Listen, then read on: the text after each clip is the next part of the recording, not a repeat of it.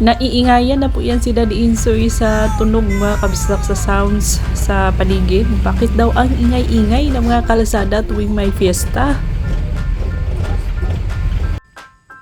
After 3 hours na biyahe ay dumating na po tayo sa ating destinasyon dito sa may Panglao Island, Bohol, sa may Kasadya Villa. Magstay tayo dito ng 2 days and 1 night. Pero ito si Daddy Insoy ay sumasakit man ang buong katawan. Hindi naman siya nilalagnat, wala pong lagnat, sumasakit ang buong katawan at nilalamig daw siya. Kaya ayan, nagbawkot na sa mga kumot.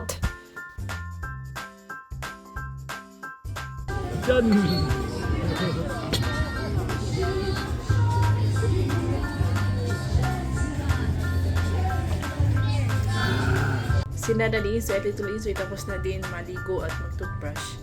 Early kaming matutulog tonight kasi tomorrow is hopefully magising tayo ng 6 a.m.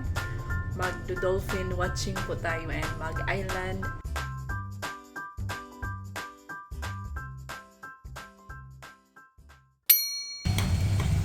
Hello mga kabisdak! Welcome back to our channel. And in today's video, nasa tapat po tayo ng Anda Public Market. Naiinitan po ang ating Daddy Insoy. Naghihintay tayong lumarga ang ating bus papuntang city, papuntang Panglao Island. Dahil today is the day na po.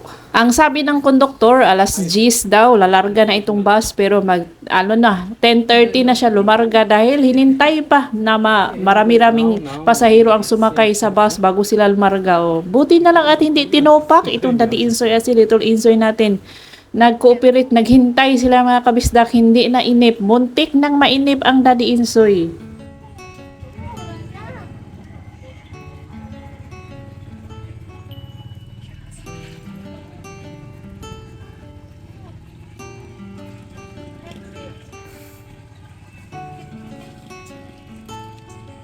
Bago po umuwing South Korea si Daddy Insoy ay ianok muna siya sa Panglao Island dahil yun po ang gusto niyang mag-island hopping, mag-dolphin watching at mag-snorkeling.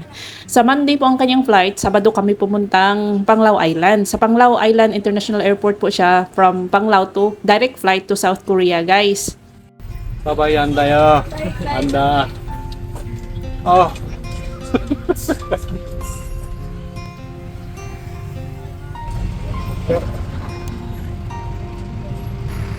Na-miss na po agad ni Daddy Insoy ang Anda kasi enjoy na enjoy po siya dito. Usa ka Ritchie te. Pila Ritchie.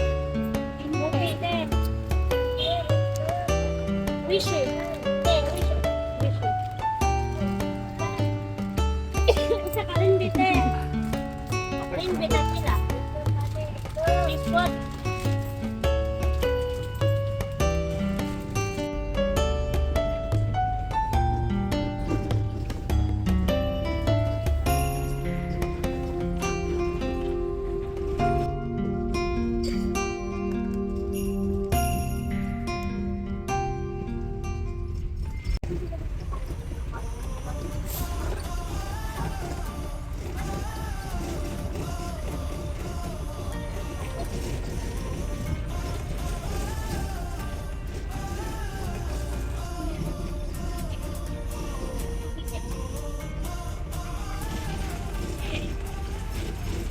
Actually, wala namang problema sa amin ang mag-bus kasi sanay naman kami noon. Pero ang problema lang sa bus sa atin dito sa Pilipinas ay marami po silang bus stop ba? Palagi silang naga-stop, guys. Malapit na talagang mag-complain sila, magreklamo si Daddy Insoy dyan dahil palagi na lang daw naga-stop yung bus.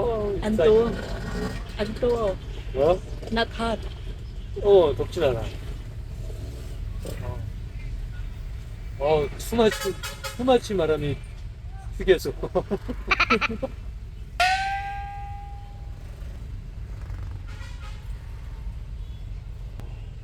Buti na lang at behave po ang ating Little Insoy. Si Daddy Insoy, namimiss kasi niya ang lugar kaya hindi masyadong nagrereklamo. Panay ano lang yan, hinuktok.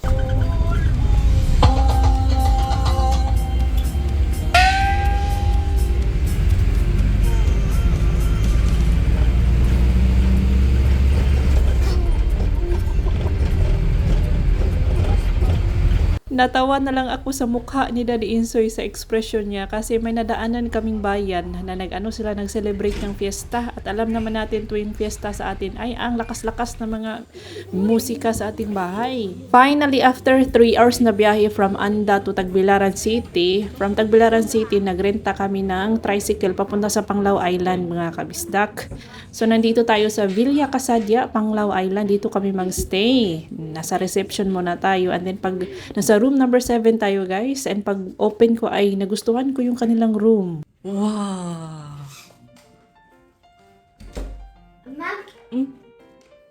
Kere mo go?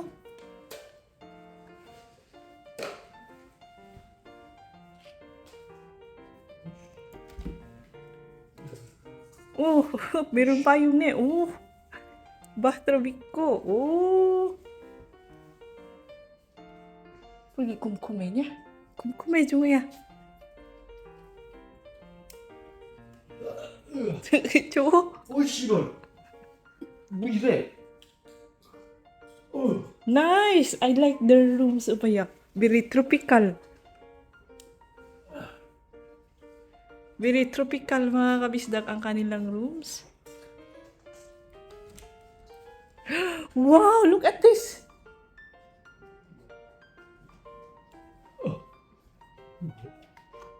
You shak here. Relax. Smoking area yun. 씨발 새끼 빤스막 여기다 벗어 던지고 이 개새끼들 아 진짜네. 똥 Wow! Meron silang pa-free.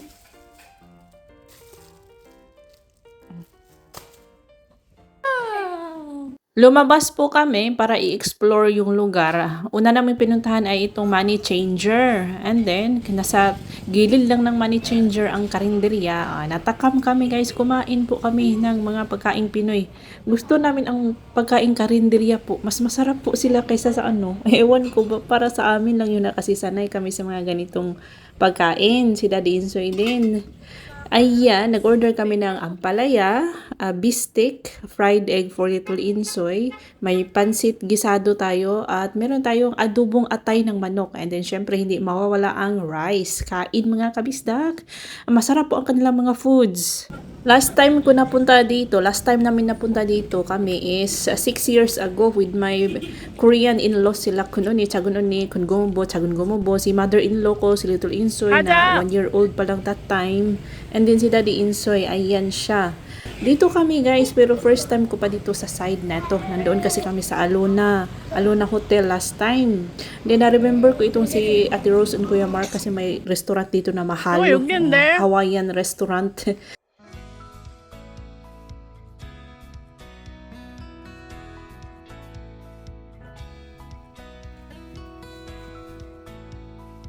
Upo, wah.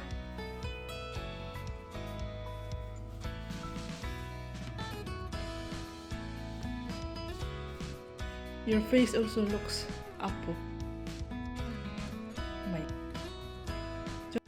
Sabi ni Daddy Insoy, wag daw akong mag-alala, magpapahinga lang daw siya ulit ng mga 20 minutes and then magiging okay na daw siya. I think dahil po yan sa weather dito sa amin kasi nung isang araw masyadong mainit and then biglang naulan guys, naulanan po siya. Opo, kaya siya nagkaganyan. Sa Bisaya pa, nasubawan, hindi ko lang alam ang term. Wala po siyang lagnat. Lang yung nilalamig at daw yung kanyang katawan, masakit nga. So nagpahinga lang siya ng mga 20 minutes. Ipakita ko muna sa inyo ang kanilang toilet and bath area na nagandahan ako sa kanilang shower, mga kabisak shower area kasi yun nga, tropical vibe.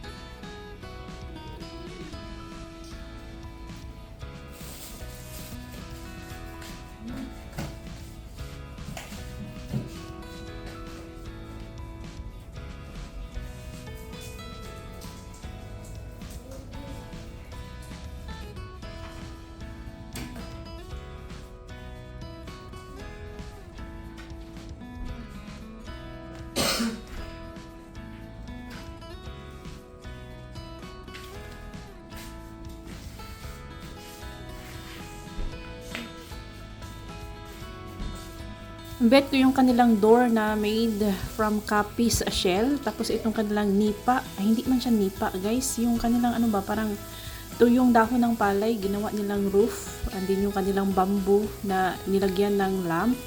Maganda. Tapos itong kanilang basket, oh, plastic lang yung white na part, pero yung brown is ano yun, hindi yun, para siyang rattan. Pagkatapos kong maligo ay sinamahan ko itong si Little Insoy. Gusto po niya mag-swimming na naka-shades pa yung bata. Oh, galing po yan naligo sa CR. Tapos nung nakita yung swimming pool, gustong maligo.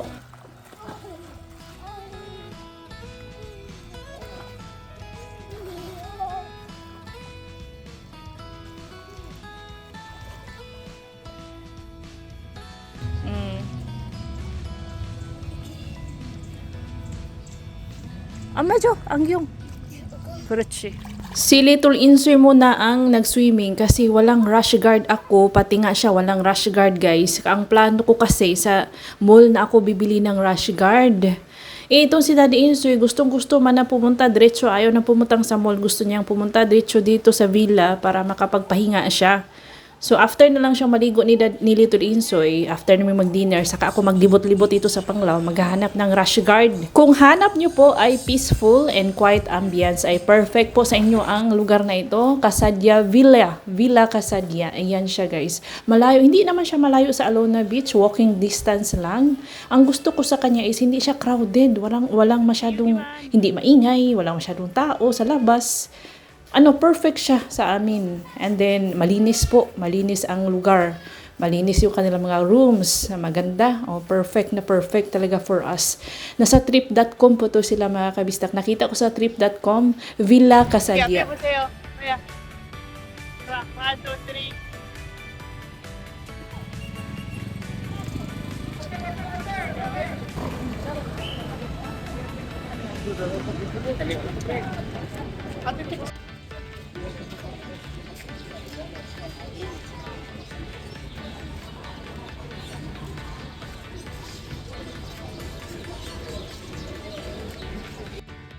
Noong January 2019, mga kabisdak, ay yun nga, nagstay kami dito sa Alona Resort with my Korean in-laws. So, dyan mismo kami. Ngayon, may bagong name na siya, J Park Island Resort. Noon is Alona Resort lang siya, guys. Dyan kami kumain nila kununi, Chagon Uni, ng biyanan ko.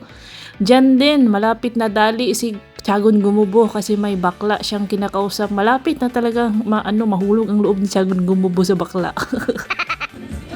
스파게티도 하나 때려야 되겠다. Spaghetti? 스파게티. 칼랑 스파게티 때리면 딱 게링. Noong 2019 na bakasyon namin sa Pilipinas with my in-laws is hindi na pumunta sila sa Anda kasi madaling mapagod yung aking biyanan kapag malayo yung biyahe. Alam niyo na malayo po ang Anda sa Tagbilaran City. So sa Panglao Island lang sila, guys. Panglao Island is just very near from Tagbilaran City. So Panglao and then Cebu, doon lang kami gumala. Balot ni kuya? Kuya, balot ni? Egg boiled egg. Boiled egg na ay. 16, okay, 16. 아. 아유 다리야.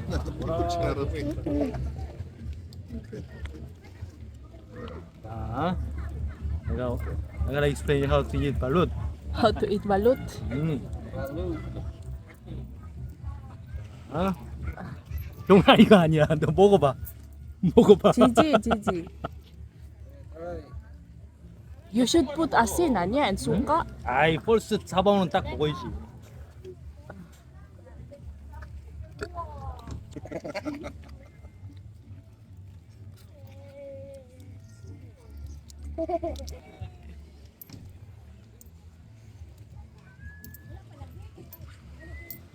잘 안 보이는데?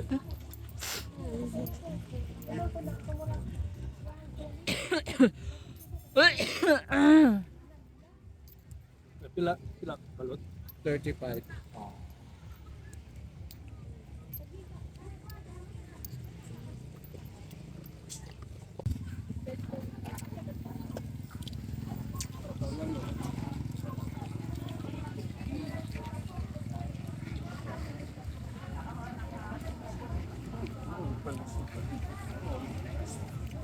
하나 더 먹을까?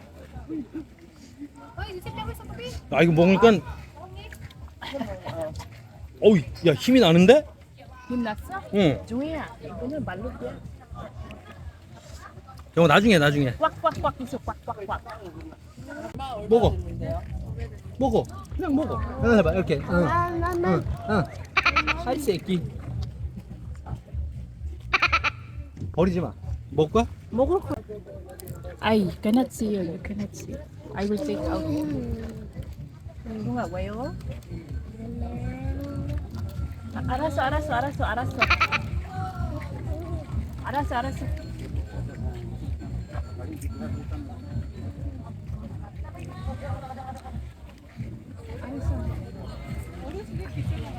그 라스트 라버는 먹지 마. 그럼 이상해.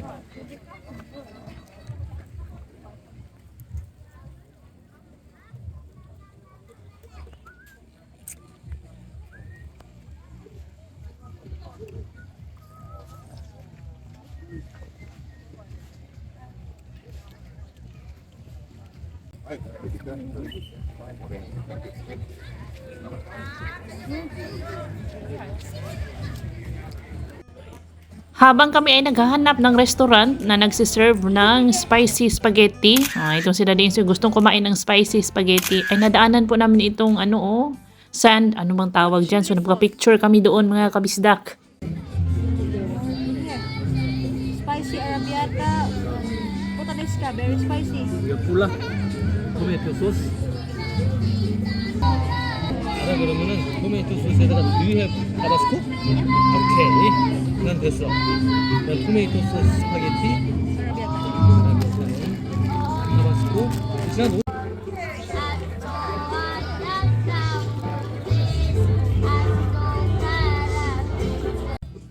혜인아 이건 CI잖아. 갖고 메리 핸섬인데? 갖고 메리 핸섬인데? 맞아? 진짜 헤어스타일. How do you know? How can you say you look handsome today? I saw the mirror. 왜? 왜 그러냐?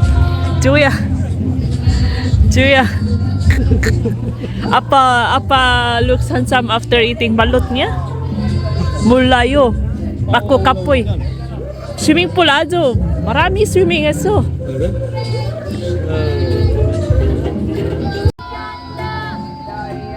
아니 필신 다른 해.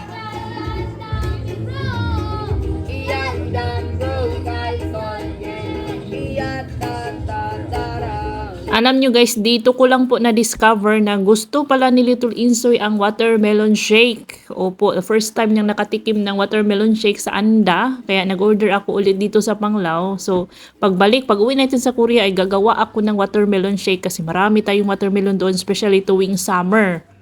Ayan, and then si Daddy Insoy yun, nakapag-order din ng spicy spaghetti.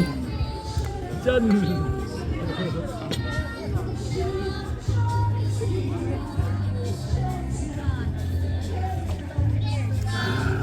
First order ay bacon po and may dala akong seaweed. Panigurado. Baka hindi kakain si Little Insoy sa mga food dito. Nagdala ang seaweed. Kapag nanay tayo, advance na tayo mag-isip ba. Kumain din naman siya. Kumain din siya ng seaweed and rice. Kumain din niya ng spaghetti guys. Hindi na po ako nag-order kasi nabusog ako sa balot. At alam niyo bang nag-take out pa ng balot yan si Daddy Insoy. Kakainin daw niya bukas ng umaga.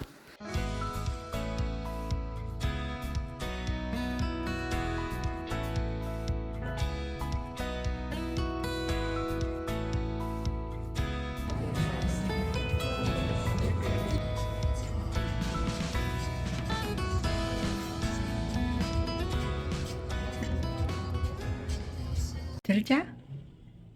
잘 자? 정우, 잘 자? 아이치. 잘 자. Nakapag-shower ulit si Azuma, mga kabisdak. Tapos na ako mag-skincare and mag-toothbrush. Si Daddy Insoy at Little Insoy tapos na din maligo at mag-toothbrush. Early kaming matutulog tonight kasi tomorrow is hopefully magising tayo ng 6 a.m. Mag-dolphin watching po tayo and mag-island hopping. Stay tuned mga kabisdak dahil may fun vlog po tayo sa susunod. See you on our next vlog. Ingat lahat!